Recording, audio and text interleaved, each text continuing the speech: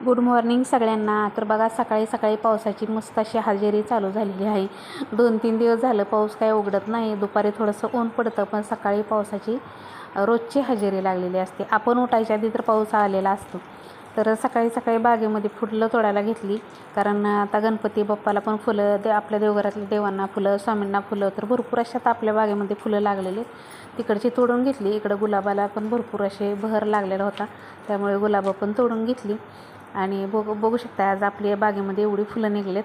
तर त्यानंतर मग गणपती बाप्पाची आरती वगैरे करून घेतली. सकाळी सकाळी काय हे आरतीला नसतात, कारण सकाळी लवकर 6:30ला जातात, पण आरती मी एकटीच करत असते. संध्याकाळी मात्र आम्ही नैवेद्य दाखवल्यानंतर मिळून आरती करतो. आणि सकाळची आरती मी सकाळी पहिलं सगळं आवरून घेते. देवांना सगळं देवापुढचं हे सगळं आवरून घेते, स्वच्छ साफसफाई करते तिथली, आणि त्यानंतर घर वगैरे पुसून लगेच आरती वगैरे करत असते. सगळ्या घरामध्ये कापराची धुरी फिरवून घेतली, म्हणजे धूप फिरवून घेतली.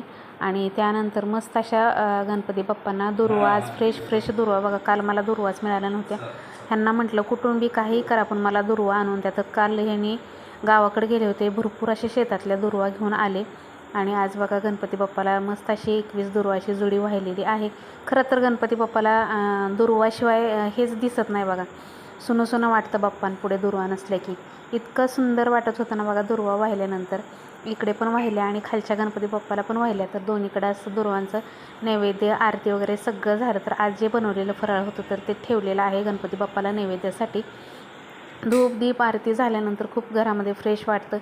त्यानंतर इकडे सकाळी सकाळी गॅसची पूजा करायला घेतली. गॅसची पूजा केली आणि बाकीचं पण करायचं होतं मला. स्वयंपाकाला काही लागत नाही त्याशिवाय.